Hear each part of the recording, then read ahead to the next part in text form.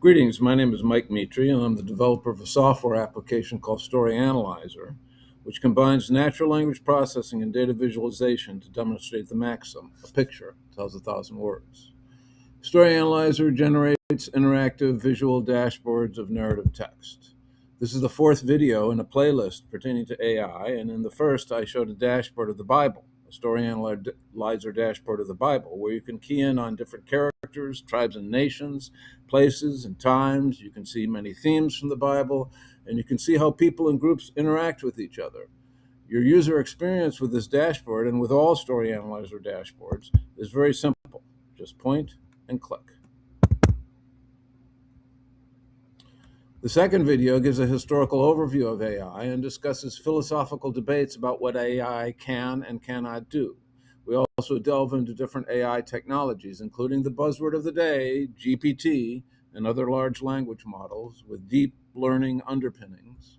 And I show another Story Analyzer dashboard, which I believe is pertinent to the political climate of today. The third video shows another politically relevant dashboard that I call Trump and the Law, a blast from the past. In this video, I want to talk about something called the language game, a term that was coined by the philosopher Ludwig Wittgenstein. It's sometimes hard to wrap your mind around the meaning of words. The same word can mean different things to different people and can even mean different things to the same person in different contexts. I think a big part of the social and political strife in human civilization these days stems from these conflicting ideas about what words really mean. Wittgenstein had two highly influential and somewhat contradictory theories about this. He also lived a very interesting life, a unique and brilliant life, a very weird life in a lot of ways, and sometimes a tragic life. I'll talk about all of this in the video. And then I'll discuss a technology that I believe implements Wittgenstein's language game idea, and this technology is called word embedding. It's an AI technique used in a lot of natural language processing algorithms, and this is one of the reasons that NLP software is so effective at making AI appear human, coming close to passing the Turing test. And by the way, I also discussed the Turing test in my previous videos, especially the overview of AI. And then I'll complete this video by demonstrating my most recent dashboard, which uses word embedding to compare different sources related to pertinent topics of our social and political discourse. I hope you find the video interesting and entertaining. Now I want to talk about Ludwig Wittgenstein, one of the most influential philosophers of the early 20th century, especially in the realm of analytical philosophy. I talked a little bit about analytical philosophy in my overview of AI video, and this branch of philosophy is hugely influential in the development of computer science and AI. The formalization of thought and logic embedded in analytical philosophy forms the underpinnings of the algorithms of today. I want to talk about Wittgenstein's two books, the Tractatus Logico-Philosophicus and the Philosophical Investigations. The Tractatus was published shortly after World War I, and then, following a long absence from philosophy, his investigations were created during the 1940s and were published after his death. And of course, I want to talk about Wittgenstein the man. In order to do that, you need to understand the family in which he was raised, which was one of the richest families in Europe. As I said, he led a very interesting life, a brilliant life in so very many ways, and a very unconventional and eccentric and weird life, an intense and often difficult to deal with life, and as you'll see, sometimes a tragic life. So let's look at Ludwig Wittgenstein's family life. His father was Karl Wittgenstein, and his mother was Leopoldine Kalmus. She went by Poldi. Of course, she changed her name to Wittgenstein as well. And Ludwig was the youngest of 9 siblings, and I'm going to give you their names because a lot of them come up in the story here. From oldest to youngest, Hermine, Dora, Hans, Kurt, Helene, Rudy, Gretel, and Paul. And then Ludwig was the youngest. This was one of the richest families in Europe, as I said. Karl was a steel magnate, kind of a European version of Andrew Carnegie, and he was kind of a control freak at home, a very strong-willed man. And Poldy was a gifted musician, and she was, as I said, gifted, and she could speak in music so great, but she couldn't really handle very well the pressures of being a wife and a mother of 9 precocious kids, and was probably overwhelmed by this role, and also probably by the force and strength of Carl, her husband. They were active philanthropists. They hosted salons with famous musicians and artists of the day, so they gave a lot of their money away. Again, kind of this very, very rich guy who's a philanthropist. And Carl was a little bit of a rebel as a kid. He left against his parents' wishes to go to the US, and that's where he fell in love with capitalism. And as I said, Poldy was a gifted musician, but Carl was no slouch either. He could play the violin pretty well, and he could make a living for himself in the U.S. doing that. But what he really learned how to do is business, and that's what he brought back. And he became a steel magnate. So this is the family into which Ludwig Wittgenstein was born. So now I'm going to go through the timeline here, and let's start with when he was born, which was 1889. He was born in Vienna, Austria. At the time, it was the Austro-Hungarian Empire. And as a young child, he was tutored at home like all the kids were. Um, and he showed at a very early age a lot of talent, particularly in things like engineering. He built a perfectly functioning sewing machine in 1899 when he was 10 years old. But then some stuff started to happen in the family. Again, I said that Carl was quite a stern taskmaster and very much into business, and put a lot of pressure on his kids, especially his boys. So Hans, in 1902, in May of 1902, committed suicide. He was the first of 3 brothers of Wittgenstein to commit suicide. He disappeared on a boat in America. He was a musical prodigy, but Dad pressured him to get involved in business, and obviously the speculation is that that might have been the reason. Then in 1904, Rudy committed suicide, and he went to a bar in Berlin. He asked the bartender for a glass of milk. He asked the piano player to play a sad song, and he drank the milk with cyanide. Why did he commit suicide? Well, the speculation is he was gay. Homosexuality was a serious crime. And by the way, something similar happened to Alan Turing. I talk a little bit about that in my Bible video. If you go to the end, you'll hear something about the Turing test and a little bit about Alan Turing's life and death. Anyways, somewhere finally, Dad decides, well, maybe this tutoring at home thing might not be all it's cracked up to be. And so at that time, the kids start going to school, including him. So from 1903 to 1906, he attends a school, and he's a classmate of Hitler, actually, of Adolf Hitler. There's no evidence that they really knew each other, but there is a picture of the two of them as classmates. At the time, he was a very serious and sensitive child. He was an extreme perfectionist. He was completely intolerant of things that affected his sensibilities, such as what he thought was bad music, so, to the point of having meltdowns about it. He could whistle long tunes in perfect pitch. He had agonizing guilt over the smallest error. He was stuttering. He was shy. He was bullied. Maybe he was on the autistic spectrum. Who knows?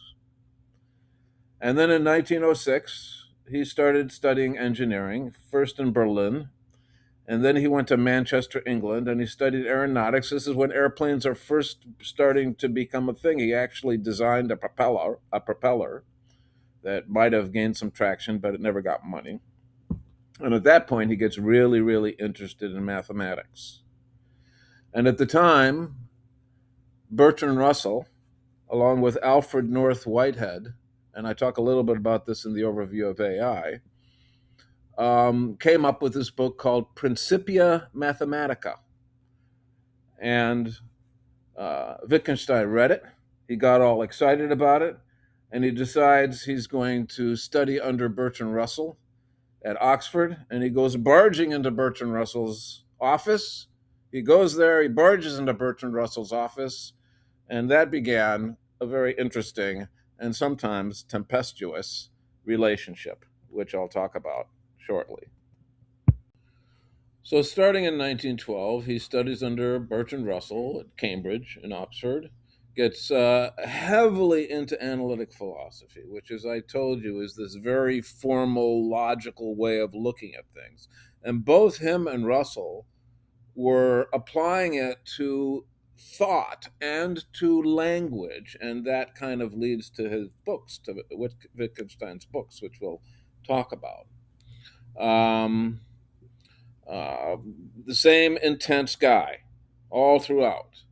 And by the way, he lived a very minimalist life. He's born into a hugely rich family, and he lives in basically a bare little apartment with almost no furniture.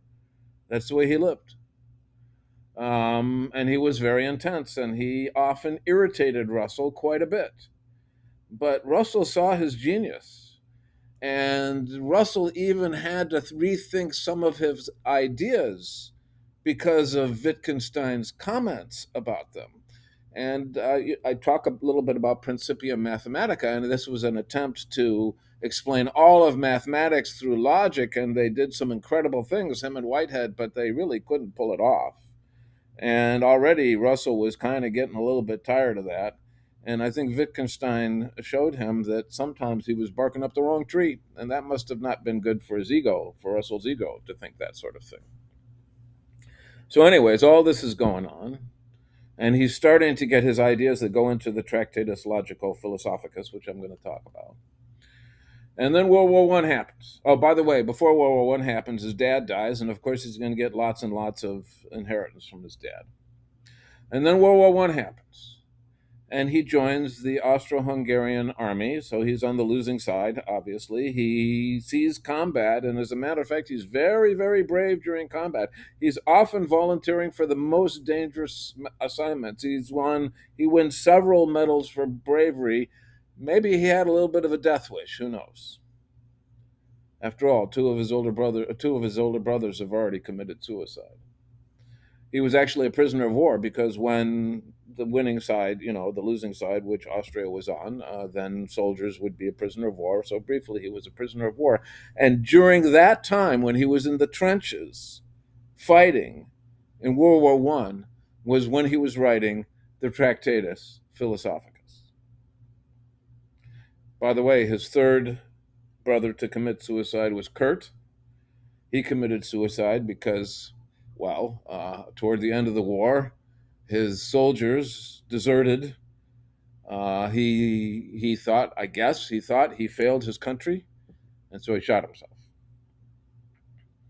And also Paul, his brother Paul, during World War I, got his arm blown off. And Paul was a very gifted pianist himself. But fortunately, Paul was rich, really, really, really rich, like the whole family. So he was able to get a very famous composer, Mahler, I think it was, to write piano pieces, especially for one hand.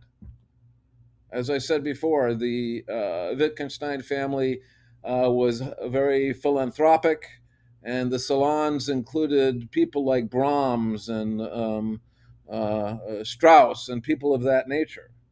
So he was able to, because of his money, still play a pretty good piano. So in 1919, Wittgenstein decides, I'm done with philosophy, because he thought he knew everything. He had solved all the problems of philosophy with Tractatus Logico Philosophicus, and I'll tell you why later. And he says, I'm going to become a school teacher. And he relinquishes his inheritance. And everybody in the family thinks he's nuts.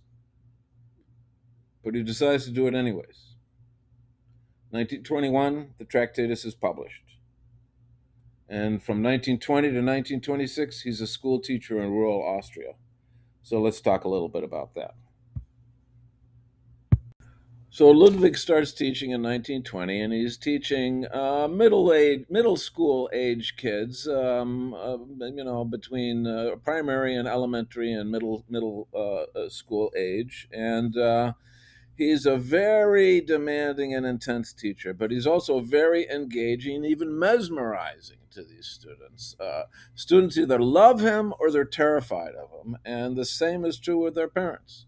And actually, that's the effect that he has later when he becomes a professor at Cambridge. Um, and he gets into a little bit of trouble because he sometimes smacks the kid a little bit to get his point across. You can't do that anymore, but you used to be able to do that. And but one time he goes a little overboard, and there's something called the Heidbauer incident. You could look it up on Wikipedia. There's a student, Joseph Heidbauer, who was not a particularly good student, and Ludwig was not a very patient teacher, and he smacks Heidbauer on the head a couple or three times, and the kid is knocked unconscious. So he gets in trouble for that, obviously. And that's kind of the end of his teaching career. Now, did he quit because he felt horrible about it? I think he did feel horrible about it because he often felt horrible about things. Did he get fired? I don't know. Maybe the family paid a little money to keep things hushed up. Who knows what was going on? But, anyways, that's the end of his teaching career. And anyway, his mother died in 1926. And his sister wants to build a house, which becomes the House Wittgenstein. And guess who designs the house? Largely, it's Ludwig. So for 3 years, 1926 to 1929, he is designing and building, being a principal person in building the house for his sister, um, called the House Wittgenstein. Finally, he decides to go back and get his PhD, which he had never finished. And he does that in 1929.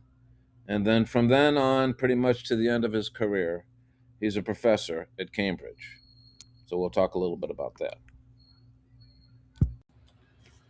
So Wittgenstein starts his academic professional career at Cambridge in 1929, and he's working with some very prestigious people in the world of analytical philosophy. I'm just going to give you a few names: Frank Ramsey, G.E. Moore, and of course Bertrand Russell, who was kind of his mentor, maybe, and a close colleague for many years. And also other people in academia. There was a famous economist named Piero Sraffa who was also working. And so he was in this world of math and logic and analytical philosophy during the time that he was teaching there.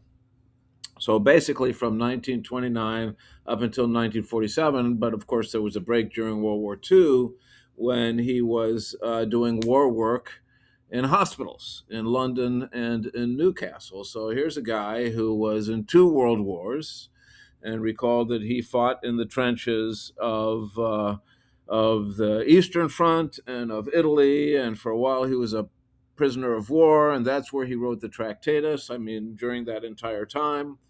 And then he had left philosophy because he thought he solved all the philosophical problems. Because, as far as his book is concerned, the Tractatus, all these so called philosophical problems of ethics and love and morality and beauty and things of that nature is it's not that it's unimportant, it's very important, but you just can't explain it in words as far as he was concerned. And it was all kind of language muddles and things like that, and we'll get to that when I talk about the books.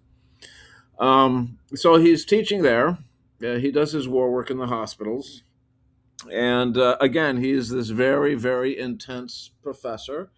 And during that time, he's gathering up his notes for what later becomes the Philosophical Investigations. And those notes were collected in two books called the Brown Book and the Blue Book, and they kind of focused on different aspects of things. And it wasn't until after he died that the Philosophical Investigations were published. They were published by some students of his, three students, I think, in particular, who were very loyal to him and continued to study his thought and stuff of that nature. And as I've said, he's become very influential from both of those books, and both of those books are very, very different from each other, and we're going to talk about that in a bit. As I said, he was a very intense, demanding, difficult to get along with professor. And let me just give you a little bit of a story that goes along with that. Um, and there's a book that was written, I don't know, 2002 maybe or something like that. It's called Wittgenstein's Poker. And when they say Wittgenstein's poker, they're talking about a fireplace poker, like something that you would stick into a fireplace to, you know, get it fire going or whatever. And so Wittgenstein was hosting a conference, and a visiting professor there by the name of Karl Popper was speaking. And the issue was, are there philosophical problems? And Popper, who was very famous in the area of philosophy of science, said, yes, there are. And Wittgenstein said, no, there's not. I solved all the problems with my first book. There's no problems about philosophy. It's all just language muddle. All this stuff about ethics and love and aesthetics and morality and what's right and what's wrong and what's character and all the rest of that, that's just mumbo jumbo. Language can't be used for that. Language can only be used to talk about facts of the world. And like I said, I'm going to get into that in a little bit. So they got into an argument, Karl Popper and Ludwig Wittgenstein. And Bertrand Russell's in the middle of it. He's trying to mediate and stuff like that. But Wittgenstein's got all kind of crazy things going on in his head. And so he's waving this poker saying, no, no, no, no, no. And he's kind of pointing it at Popper. And so there's this whole book that's written about it. It's an interesting book. You should read it. So what happens is that finally Wittgenstein says to Popper, show me a moral rule. There's no moral rule. Show me a moral rule. And Popper said, don't threaten visiting lecturers with fireplace pokers. And everybody laughed. This is according to Popper. That's his story. Everybody laughed. Wittgenstein gets really pissed off. He throws the poker on the floor and he storms out of the room. And, he's hosting the conference. So that tells you something right there. Anyways, that's what happens. But like I said, he's this very mesmerizing, engaging, brilliant, brilliant, brilliant genius of a man who so many people look to with respect. And I'm sure Popper did as well. And certainly Russell did as well. And so this work called the Philosophical Investigations takes place as a result of all these notes he took about language, which is a very, very, very different thing from what he was talking about before, because now he's saying there's a game. There's something called a language game, and we're going to talk about that as well. And I think that language game is something that is very relevant for what goes on in natural language processing today in the computing world and AI, and we're going to talk about that as well. So then he finally retires in 1947. He travels a little bit. He goes to Ireland and to the US, and he's diagnosed with cancer. He goes back to Oxford. And then in 1951, he dies in Oxford. And here's a guy who had all kinds of crazy things going on in his life, which I've told you about already. And the very last words that came out of his mouth, and also he was also someone who was kind of in the public eye, so everybody was kind of talking about him.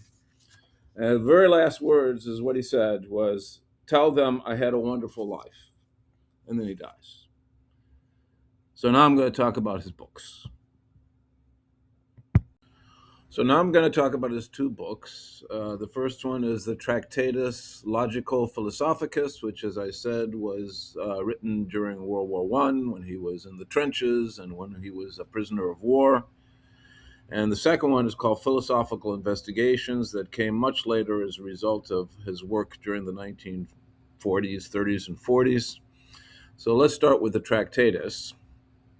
And this is a theory of meaning, what language means, that basically says that sentences, propositions, and I'll get to that word in a minute, are pictures of facts. So this is a picture theory of meaning. And I'm going to just read these little bullet points here, and then we're going to get into that in a little more detail. First, the world is all that is the case. Second, the world is composed of facts, which are states of affairs. And we'll talk about facts versus things as well in this, objects and things of that nature. Um, Meaningful sentences are pictures of propositions, proposed facts. And anything that is not a picture of a proposition is going to start to argue later on that it just doesn't make any sense. A meaningful sentence can be true or it can be false, but it's something about the world. Anything else is nonsensical, meaning it has no sense. We're going to have to talk about that. And as we can see, there's some implications about this having to do with things that we think are very, very important: ethics, love, good and evil, justice and beauty. And at the end, he's going to say this sentence. It's a very famous sentence: whereof one cannot speak, thereof one must be silent.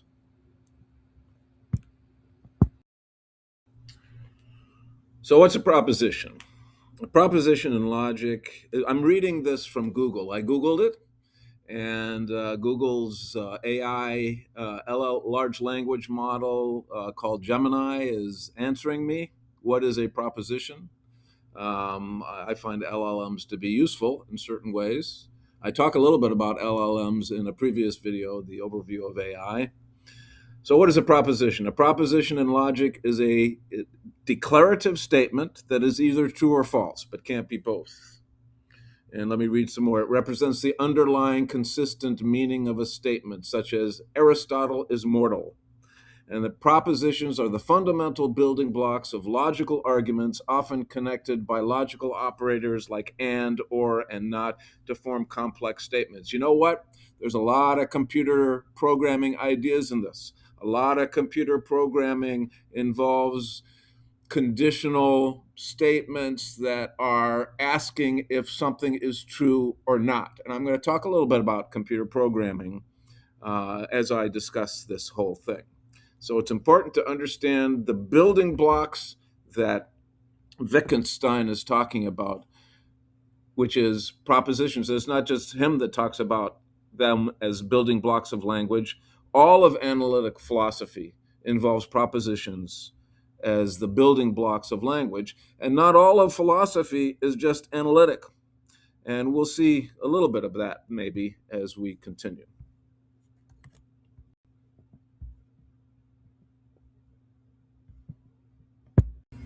So what I'm showing you here is a list of the 7 propositions that Wittgenstein lays out in his Tractatus. And I'll read them. The world is everything that is the case. What is the case? A fact is the existence of states of affairs. A logical picture of facts is a thought. A thought is a proposition with a sense. A proposition is a truth function of elementary propositions. The general form of a proposition has this kind of mathematical formulation. I'll talk a little bit about that. And then finally, the final proposition of 7 propositions is whereof one cannot speak, thereof one must be silent. And all of this stuff is done in outline form. And this picture to the right, and I'll expand on that, kind of gives the outline. So his whole writing style in this book is outline form. Kind of interesting, I think. So this image that we see here is a picture of the outline of Wittgenstein's book, Tractatus. And as it shows, everything is written in outline form. From the very first proposition, the world is everything that is the case, all through number 2, 3, 4, 5, 6, and ultimately to number 7, which is whereof one cannot speak, thereof one must be silent. And we've got, for example, in number 1, and let me make this a little bit bigger, and we can see number 1, it starts by saying the world is everything that is the case. And that's broken into 1.1 and 1.2. And in 1.1, it says the world is the totality of facts, not of things. So we have to distinguish between facts and things, and we have to kind of define what we mean by world. And even that's subdivided, 1.11, 1.12, etc. And all of these propositions are subdivided into meticulous detail, and they go quite deep, as you can see. And every one of the sub points is kind of giving more detail of the main point. So what's the world? If you looked at Wikipedia and you saw the word world and look at Wikipedia, you would see that it pertains to the totality of everything that exists. So what exists? Well, obviously the physical world exists. So we're talking about that. And you can think about large objects and small objects and made up of just atoms and whatever. And but that's not the only thing that exists in the world. There's also things like numbers and math and all that sort of thing. And then I suppose things like concepts. Or Plato, the philosopher Plato, came up with the idea of forms that exist prior to everything. And then there's religious ideas of the world. So the totality of everything that exists. But what Wittgenstein is saying is that really what counts is the totality of facts and not of things. So we have to distinguish between things and facts. So let me talk a little bit about things now, because when you start talking about things, we're starting to talk about stuff that gets into computer programming. And I'll spend a little bit of time talking about object oriented programming. So let's talk about things, or as we like to call them in the computer programming world, objects. And when I teach my students about objects, I give examples of objects. For example, the notion of a person as an object, or the notion of a table as an object. And objects will have certain attributes, and objects can have certain behaviors. So a table might have attributes like a surface and legs and things of that nature. And it might have what you might call a behavior, such as it holds things, it supports things like plates or dishes or whatever like that. A person is a bit more complex of an object. A person also has attributes, a name, an age, a gender, things of that nature. And a person also um, has behaviors. A person can walk, a person can talk, a person can think, those kinds of things. So that's the kinds of framework that we think of when we talk about objects or things in the world. And there's other things that go along with it as well. For example, there could be different types of people. So there could, when I would teach my students, I would make the distinction between one type of person who's a student and another type of person who's a faculty member. And they're both people. So whether you're a faculty member or you're a student, you're inheriting the properties of this super category called person.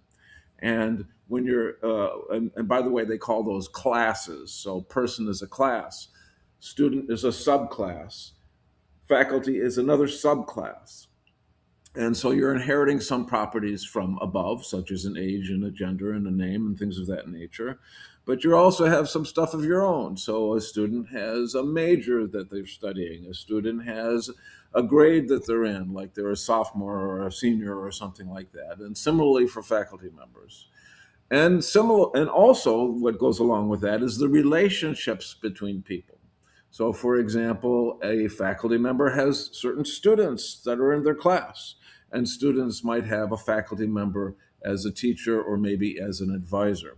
So that's the kind of idea we talk about when we talk about objects in the world, which is not exactly the same as the way that Ludwig Wittgenstein framed things.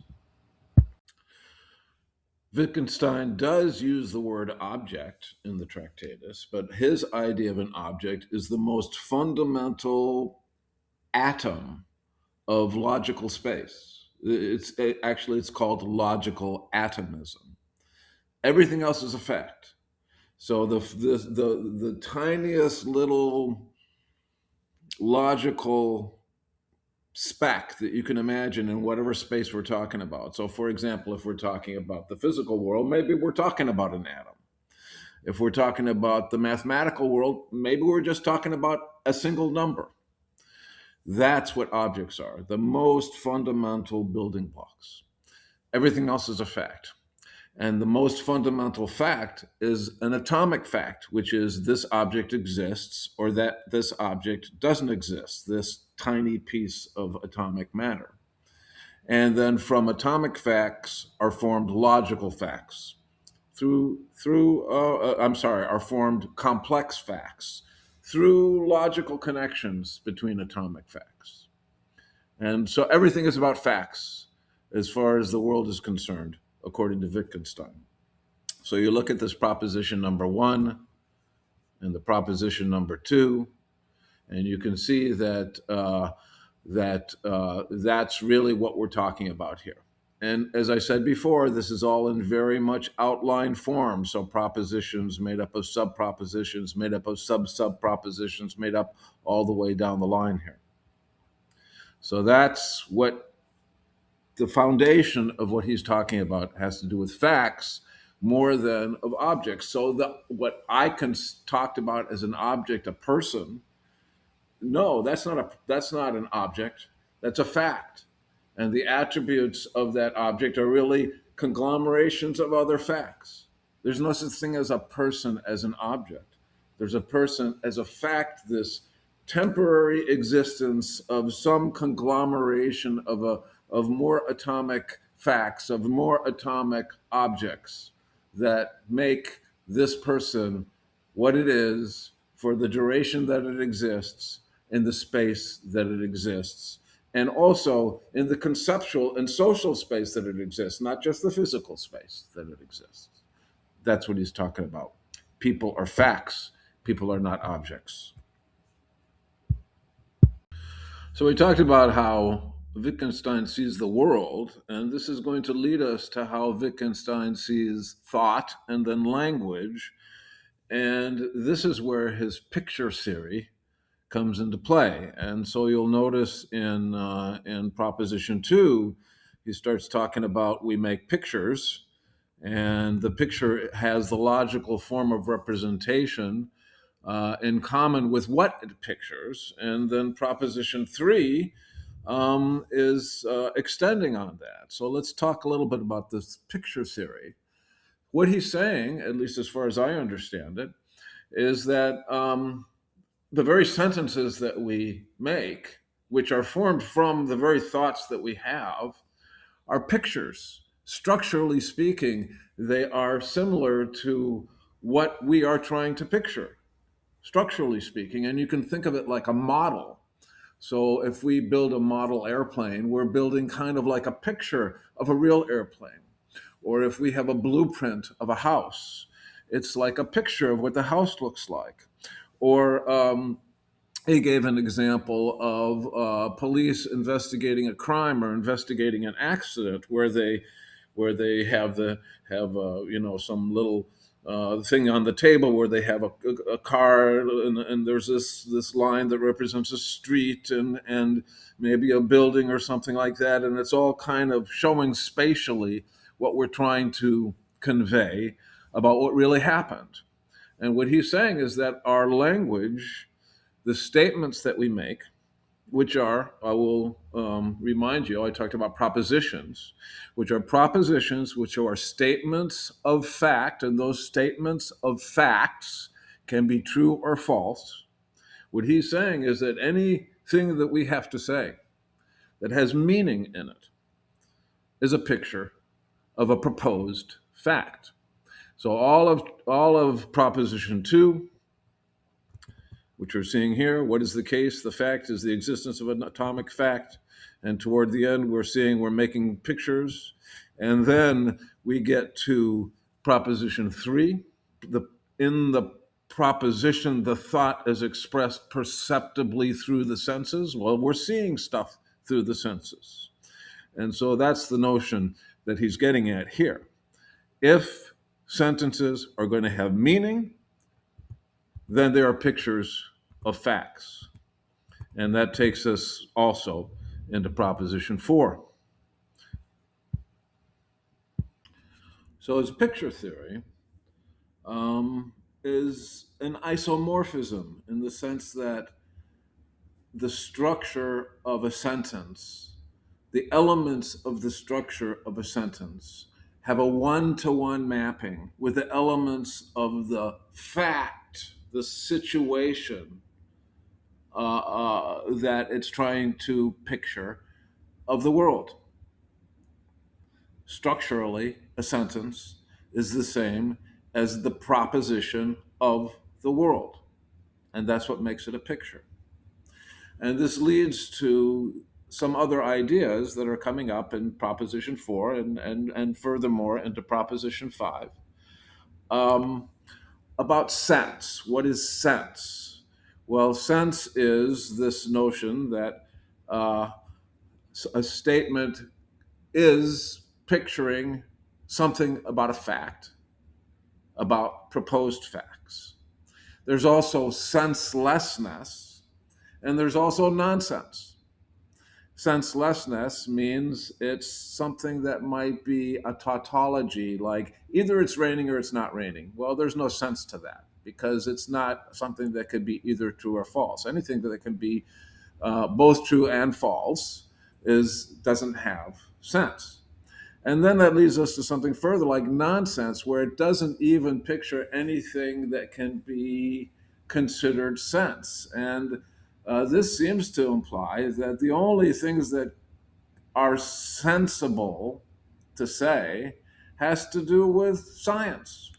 And he's starting to get to that point where he's saying that when language is used for so called deeper truths that philosophy is trying to uncover, then it becomes a language model. And that was a big part of the point that he's trying to make. All of the so-called problems of philosophy, in his opinion, at least in this book, aren't problems at all of philosophy. They're just not using the language right. This was a pretty radical thing to say, and not always a popular thing to say. But that was a major point that he was making. So now we get to propositions 5 and 6. Proposition 5 goes into a lot more detail about logic and language. He talks about elementary and complex propositions. He talks about truth functions and or operations and logical inference. And then when we get to proposition 6, we actually see some formal notation here. And as we can see right here, and he shows that statements about logic, as if logic is a thing in reality in the world, are what he calls tautologies, means that and are therefore senseless. And ironically, his whole book is about logic and its relationship to thought and language. So he concludes that the book is nonsensical at the very end. He says his book is useful for understanding the framework of logic and for seeing the world correctly, but he likens it to a ladder. And he says once you've climbed the ladder, you should throw the ladder away. This reminds me of the Buddha and the Buddha's discussion of what's called Dharma, which is the teachings of Buddhist doctrine. And Buddha's metaphor is that Dharma is like a raft to help you cross a dangerous river to the other side. But once you cross, that raft is no longer useful. And in fact, it's a hindrance, like Wittgenstein's latter metaphor for his own book. And this leads to his final statement, Wittgenstein's, in Proposition 7, and that's all of Proposition 7, where he says, whereof one cannot speak, thereof one must be silent. And with this, he discards any notion of philosophical problems. What is moral? What is beautiful? What is justice? What is love? All these are notions that philosophers have struggled with throughout history. But Wittgenstein says that language, at least language in the form of propositions and logic and scientific claims, can't be applied to these things. And philosophers who attempt to discuss the important sentiments such as these in logical terms in order to discover underlying truths are barking up the wrong tree. Philosophy is not a set of doctrines or theories about how the world works. It's a tool used to clarify thought, to expose the limits of language, and to identify that which cannot be spoken of meaningfully. And with that, he believed that he had solved all philosophical problems because there are no problems to solve. And that's when he decided to become a school teacher. So I spent the last 20 minutes or so trying to, in my own very limited way, give an idea of what the Tractatus is about. This picture of facts, theory of meaning. And in my own limited way, I say this because I'm not an expert in this, so you should take everything I say with a grain of salt. There are people who are experts at this, and there are whole college courses that are about this book by itself. And I just gave you 20 minutes of my understanding of things, so I hope that sparks some interest for you. And this is a very, very different theory of meaning than the one I'm going to talk about next, which has to do with something called the language game. So there's the picture of facts, this idea that meaningful sentences reference the real world. Whatever the world is, it references the real world. The language game is a different idea. The language game says that the meanings of word come from their use in a social context, and that context is what he calls language games. So let's talk a little bit about that. So here are some sentences that I think the Tractatus would say are meaningless, or at least nonsensical. I'm going to read them to you. This is a beautiful painting. You're not being fair. God exists, or God doesn't exist. Don't tread on me.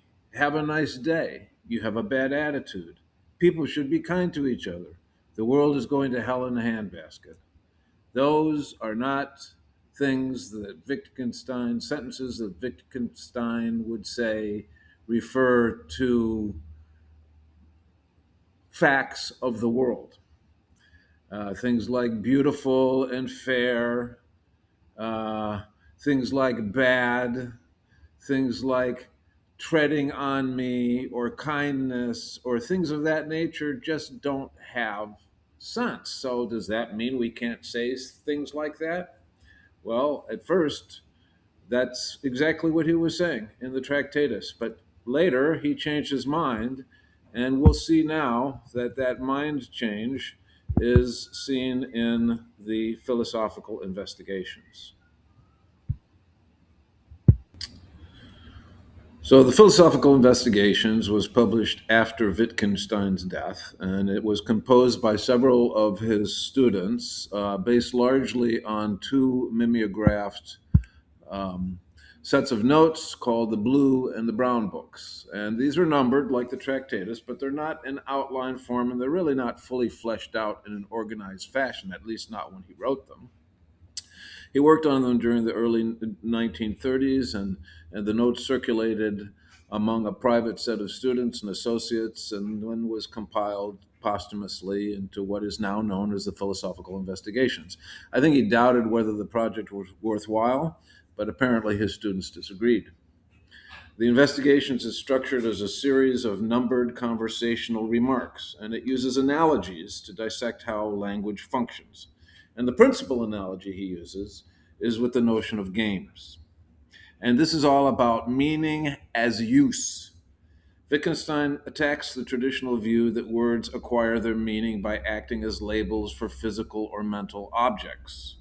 Instead, he asserts that for most cases, the meaning of a word is its use in the language. And he gave an example of what he called a language game of a builder and an apprentice.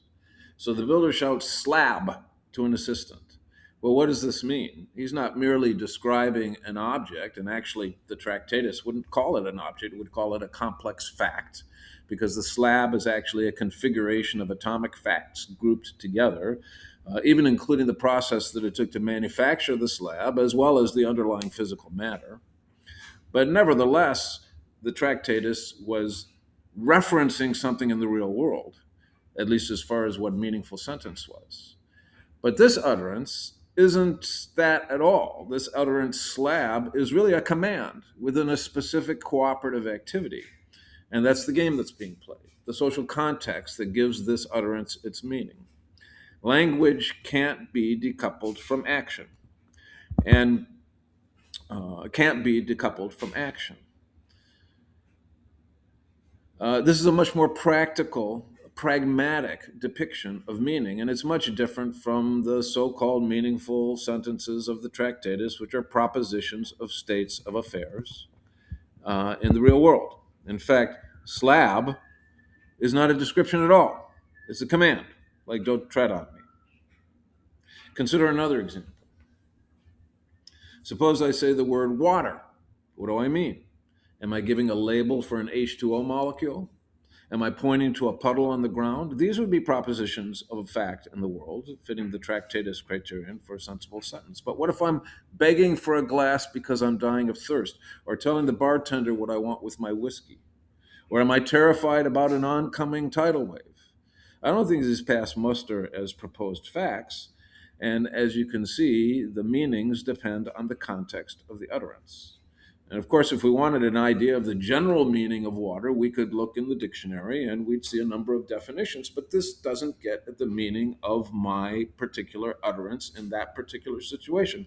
Nevertheless, someone familiar with the situation, someone embedded in the same social context, or what you might call language game, will probably understand exactly what I mean. Wittgenstein uses the word game a lot in philosophical investigations, and he shows that there's no singular essence that all games share. There's lots of different kinds of games. Some are sports, some are board games, some are competitive, others are not. Some are play, but many games are deadly serious work. Tiddlywinks counts as a game. Ring Around the Rosie counts as a game. Playing the stock market is a kind of game, I suppose, with winning and losing involved. These are all very different, but they share what he calls family resemblances, and they all seem to operate under some kind of rules.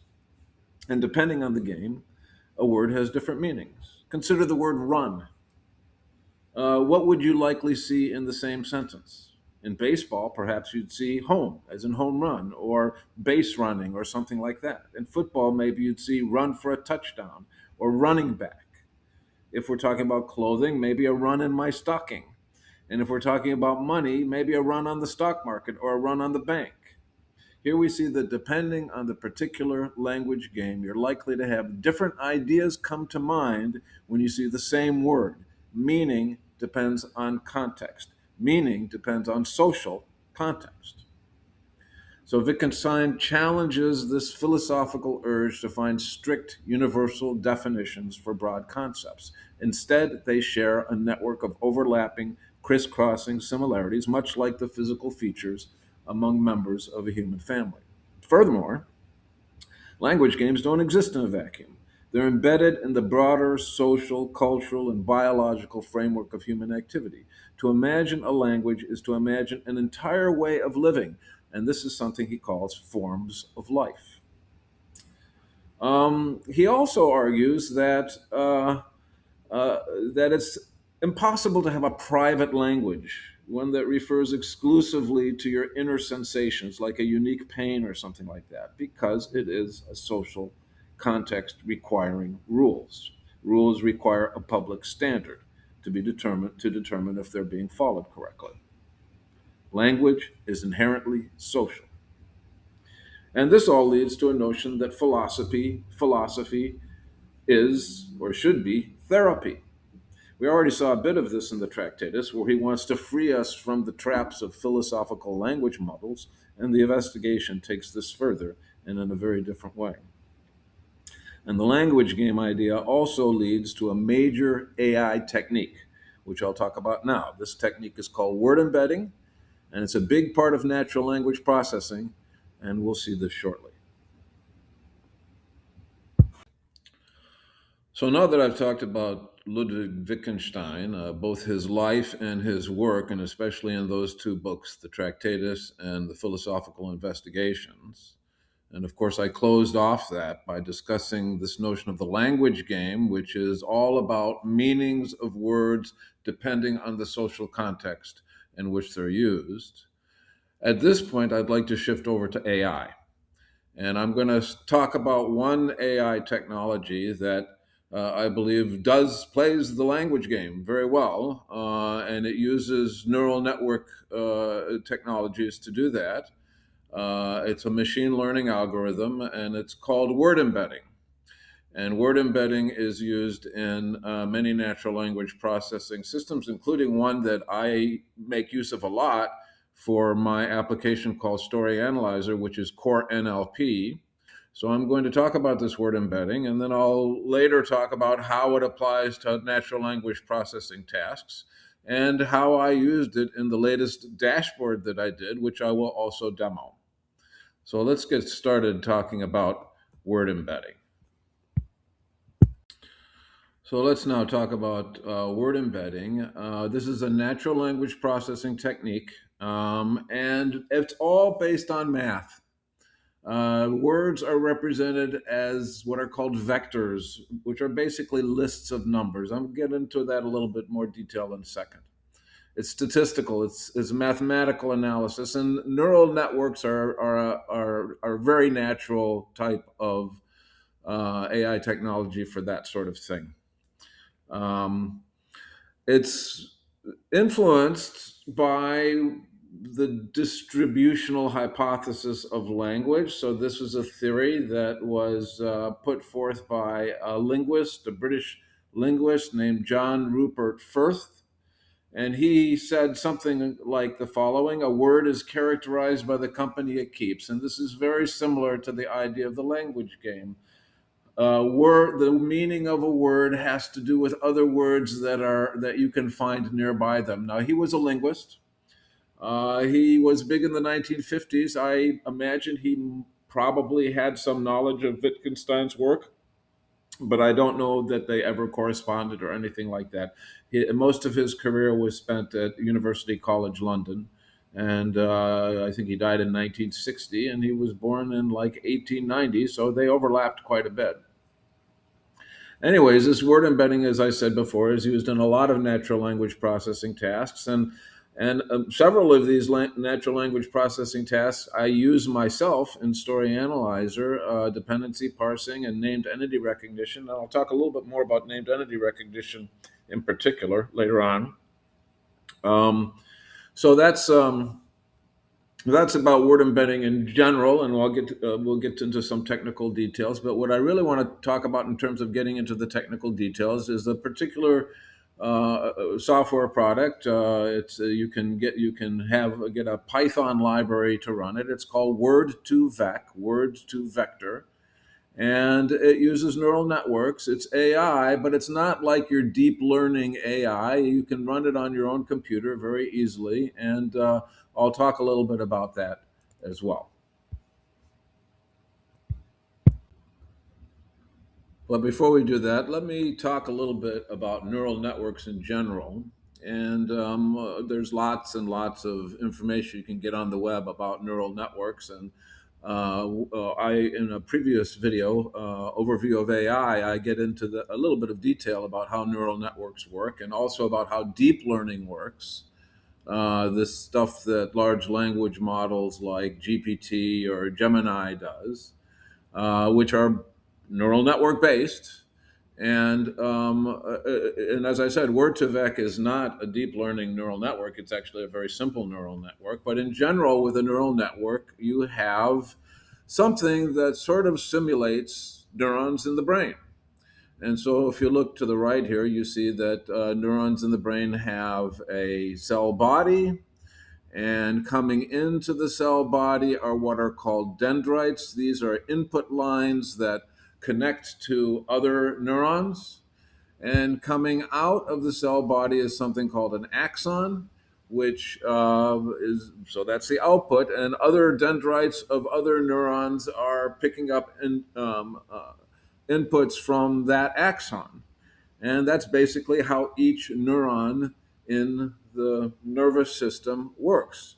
So what you can depict here, what you can look here in this little drawing here, is that each and every one of these circles here, these nodes, are representing something like an individual neuron. And the lines that go into them are something like the dendrites that go into the cell body. The lines that come out are the outputs. And basically, the way that learning works is that based on an input, various weights, and you can see that on the right here, each input to a particular neuron has weights associated with it, and there's a very simple summation that takes place, and then some function that kind of dampens out the result until you get your output. So all of that's happening here, and the output comes out, and the output is basically a prediction. What do I think is the right answer? And oftentimes these neural networks can be trained because we may know what the right answer is. So given a particular data set that's coming in, we might know for each item what the right answer is. And so if this is wrong, then what happens is it corrects some weights back here, and then you get the next data that comes in, and then maybe that was right the next time, or maybe it was wrong, and this back and forth sort of way until ultimately you've settled in on some weights that produce more or less correct results. This is kind of like if you took statistics and you learned about regression in statistics, linear regression in statistics. It's kind of like the same sort of an idea, but this is on steroids. And what makes it deep is the amount of this hidden layer stuff that takes place. And as we're going to see, the Word2Vec has virtually nothing in terms of hidden layers, which is why it's a very, very simple um, neural network. But let's take a look at that. So on my previous slide, I had, when I talked about Word2Vec, I didn't really mention about these two different algorithms that Word2Vec uses. One is called skipgram, and the other is called continuous bag of words. And you'll notice in both cases, they're talking about target words and context words. And what skipgram does is it uses a target word to predict what the context words are going to be. And the CBOW goes in the opposite direction. And I'm going to focus on skipgram because that's what I'm using for the work I'm doing these days. So let's take a look now at this example. This example that I'm showing you comes from a Stanford class. In artificial intelligence, and the fellow who's teaching that class is the leader of, or a very major part of, the natural language processing group at Stanford that created Core NLP. And as I said, that's what I use in Story Analyzer a lot, Core NLP. So skipgram, as I said, is based on a neural network, a very simple neural network, and we'll look at that a little bit shortly. But let's focus on this notion of the target words and the context words. So in this particular example, the target word is banking. So I guess you could say that the language game that's being played surrounds banking. And you shall know a word by the company it keeps. Well, I told you that already from J.R. Firth, who's the linguist who came up with this distributional hypothesis of meaning. And so this is kind of getting at that. This word embedding algorithm is getting at that. So given this huge amount of text that we might have, maybe millions of words of text that we might have, every time we see the word banking, well, we're going to see a word to its left, and then we're going to see another word to its left of that, and another word to its left of that, and similarly going forward. So what's the probability that the next word after banking is going to be crisis? Out of all the possible words you could have in the entire corpus of the text, all the different unique words that there are, what's the probability that crisis is going to be the next one after banking? And what's the probability that into is going to be the one right before it? And what's the probability that turning is going to be the one right before it? You can see that this is all about probability and statistics. And that's what's happening with the skipgram algorithm. And it's all math. And so it's statistics. And so let's take a look at the architecture here. Here's our neural network architecture for the skipgram algorithm. And here's our hidden layer. One layer in our hidden layer. There's not a bunch of stuff. This is not deep learning by any stretch of the imagination. And our input is a number or a list of numbers. So each word is some list of numbers like this. And then our outputs are for this given word, what is the likelihood that it would have been the very first word that we have? Look at how these are in alphabetical order: abandon, ability, able, all the way to zone. What's the probability it's going to be abandon? The next word's going to be abandon. What's the probability the next word's going to be ability? What's the probability the next word's going to be able? Or what's the probability that two words down is going to be abandoned? What's the probability that two words down is going to be ability, etc.? And it's using this neural network learning algorithm of changing weights and things of that nature, as I described it before. And basically, here's all the math. We're not going to get into the details of the math, but that's how it's done. There's no meaning to these words. This is just numbers. Every single word has been translated into a list of numbers. And out of that comes other numbers, which are probabilities about what's the likelihood that this thing coming out is going to be whatever the vector is for abandon or ability or something like that. There's no definitions. There's no referencing the real world. It's all probability. You think about large language models, like your GPT or your Gemini or something like that. They're very good at predicting what's the right thing to say. In fact, you might say they passed the Turing test or come close to it. And what is the Turing test? The Turing test, and I talk about the Turing test in a couple of my previous videos. What's the Turing test? It's can a computer imitate us? And so oftentimes these large language models are called stochastic parrots. Parrot meaning imitating us, stochastic meaning random but probability based on some probability distribution. And that's how it's happening with this. So now I'm going to show you my software, and what you see right now is the website for Story Analyzer. It's storyanalyzer.org. And here we see a whole bunch of links to dashboards and videos.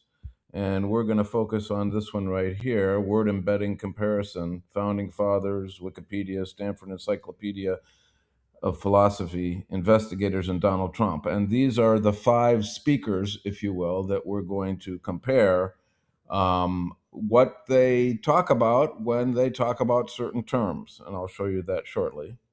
A little earlier, I did this one, Trump and the Law, a blast from the past. If you'd like to see actual laws that Trump and his and other folks associated with him are accused of having broken, you can see that, and also you're going to be able to see the visualizations of entire narratives, and these narratives are found down here, Trump-related and investigative reports. And so there's individual dashboards for each and every one of these things, such as, for example, the January 6th report. And here in the January 6th report, we can see things like, see things about interactions between people. And I'm showing you this network. I don't want to show you this in detail now, but just to let you know, there's earlier work that that this current dashboard that I'm going to show you is based on, and also some work from philosophy, theories of truth, justice, politics, and ethics. And you can peruse these at your leisure as well. And if you want to get to some of my older stuff, notice how I'm hovering over this gray bar. If I click it, it expands, and we can see some older stuff. Also stuff from the Trump presidency, a little bit of information about what Story Analyzer is about, even some stuff from Wikipedia. And here we have, if you're interested in Harry Potter, I have an old dashboard having to do with Harry Potter and some of the people involved with Harry Potter and the interactions that occur between them and things of that nature. But again, this is not stuff that I want to talk about right now. And if you'd like to know a little bit about me, here's some stuff about me. But what I want to talk about right now is about this dashboard right here. And so I'm going to click to go to the dashboard. And here we are. So what you see here in the middle is a word cloud, and of words that I thought would be interesting way of looking at these documents of these speakers, the Founding Fathers, Wikipedia, philosophers, the Trump investigators, and Trump himself. And why would I want to focus on these words? Well, I thought they were interesting. And how did these words come about? Well, you'll see at the bottom there are three different categories of words that I'm talking about: titles and roles, criminal charges, and ideas and themes. Now, titles and criminal charges are actually provided by the natural language processing engine that I use, which is called Core NLP. And this is something called named entity recognition, this feature of theirs. And Core NLP recognizes many, many different kinds of names. And the two that I'm focusing on for this dashboard are titles and criminal charges. So if I click on titles, we'll see these are all the different kind of titles and roles that people can take on. We see president and ambassador and vice president in general. They're very prominent because those words come up very frequently. And we see others that don't come up quite as frequently. But the size of the word has to do with frequency of occurrence. Criminal charges, here's criminal charges, and these are also named entities that Core NLP, the NLP engine that I use, recognizes. And Core NLP recognizes lots of different kinds of names. People, for example, people's names. That's very important for any story, is to know who the people are. But that's not what I'm presenting right now in this dashboard, although I present it in many other dashboards. Organizations is another one. Nationalities, places like countries and cities, and even landmarks like the White House or something like that would be recognized as a location. Dates and times as well, and other things that Core NLP recognizes, and these are very useful for the work that I do. And then the third category of words are what I called ideas and themes, and these were the things that I thought of as useful ways of looking at this conversation that's taking place between the founding fathers and Wikipedia and the philosophers and Trump's investigators and Trump himself. So I came up with that list. It's not a list so much as it is a network. A semantic network is the term in AI. These days, the phrase knowledge graph comes up a lot as a buzzword. And so, this kind of conceptual way of focusing in on the things I want to focus in on is being done through my little semantic network.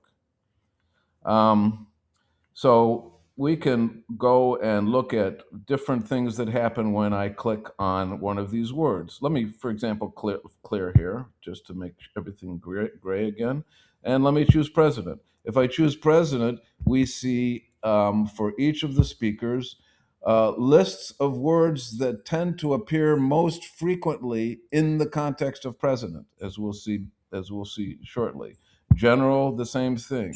Candidate, the same thing. Judgment, candidate, all of those things. So these are all different.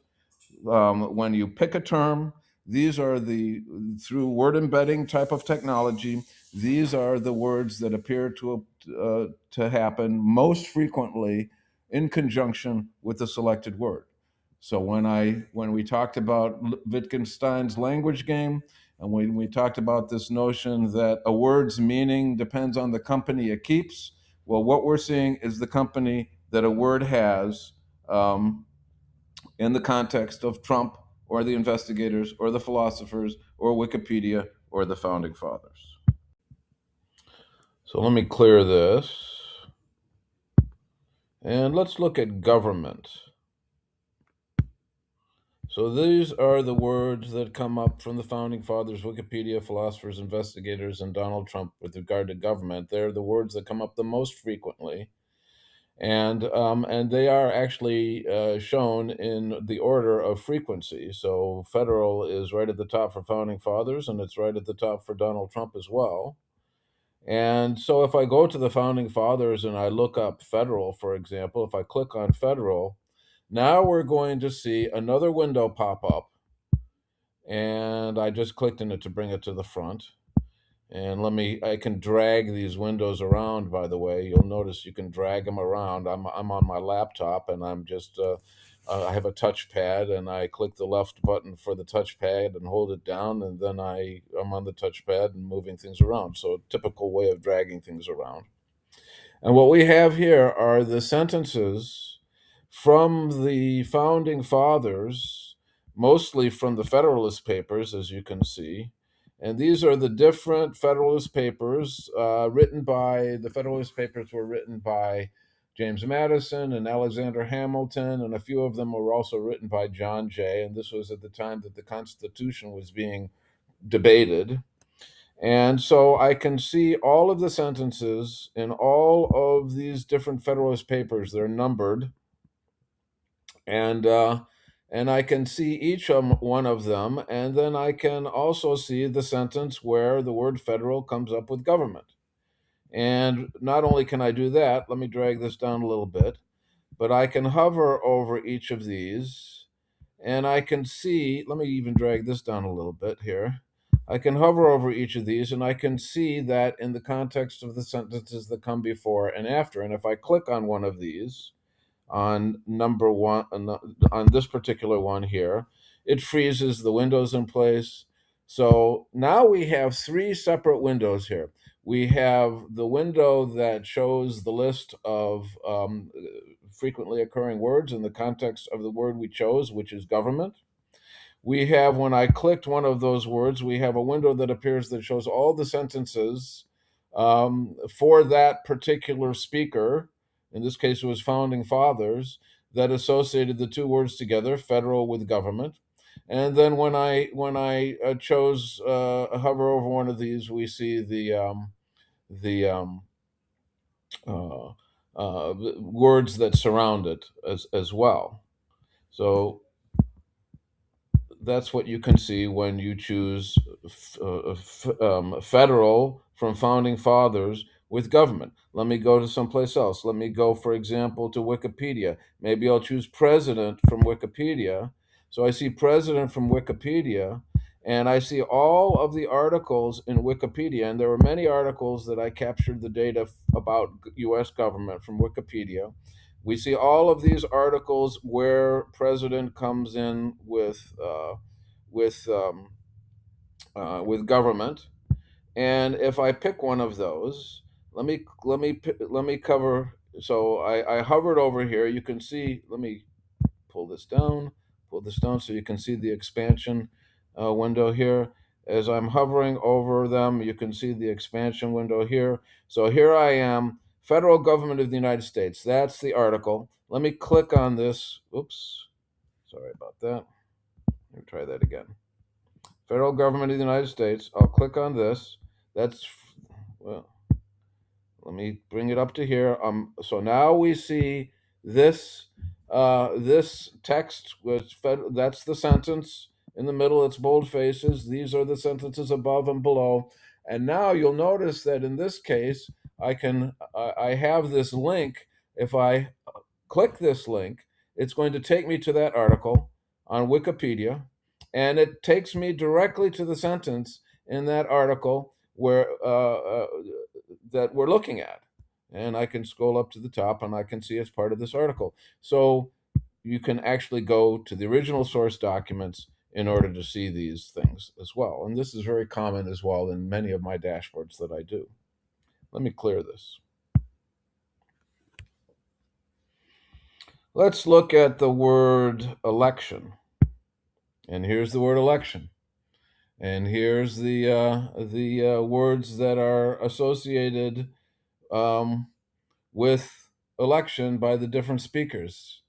Look what's at the top of the list for founding fathers, person.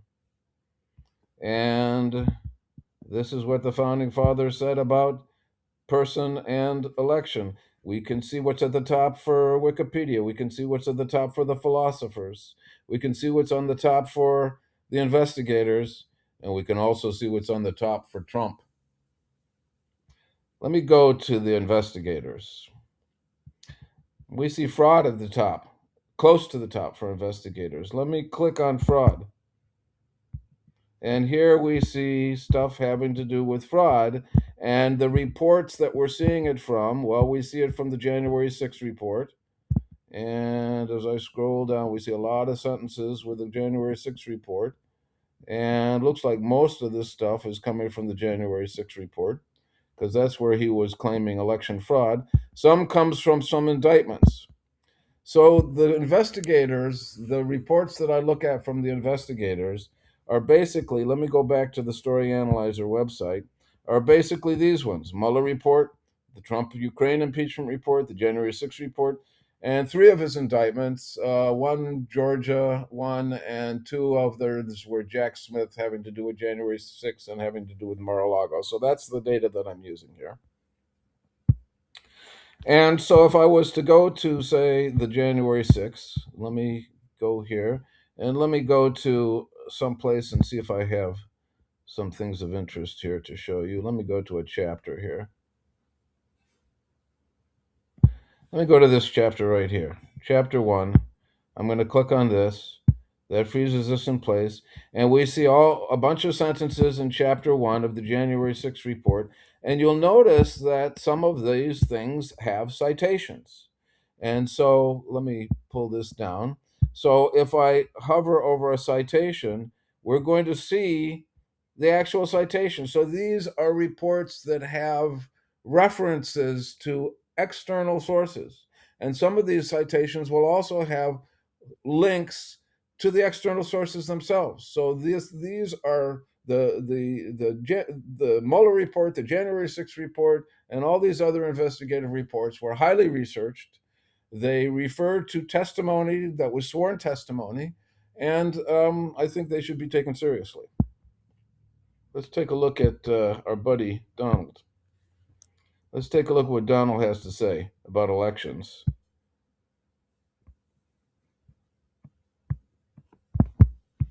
And here it is. Here he's talking about elections being rigged. And let me scroll to the top of this. Here it is, all over the place. We can see that wherever I go, we're going to see the word rigged come up. Let's see if I can click on this.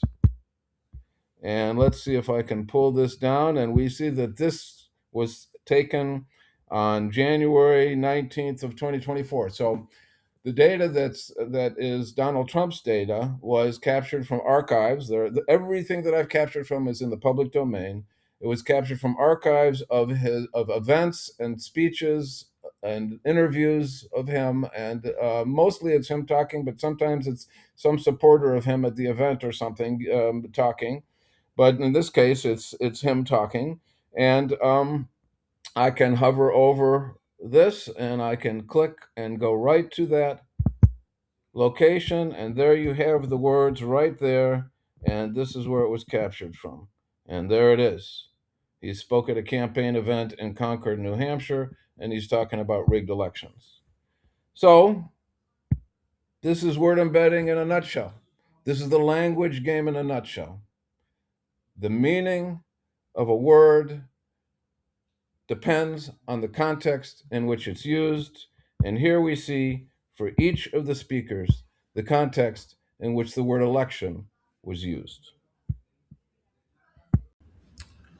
In this video, I talked about language games, and I spent a lot of time talking about the philosopher Ludwig Wittgenstein, who coined the phrase language game. I think you'll agree after hearing his life story that he lived an amazing life. Genius often comes with madness, and there was some of both of those in him, but there was also a lot of wisdom in his life as well. His ideas about thought and language and meaning were and still are quite radical, and his two books paint things in very different ways, even opposing ways. The Tractatus focuses on the logic of language, where words and sentences form pictures of propositions about facts in the world.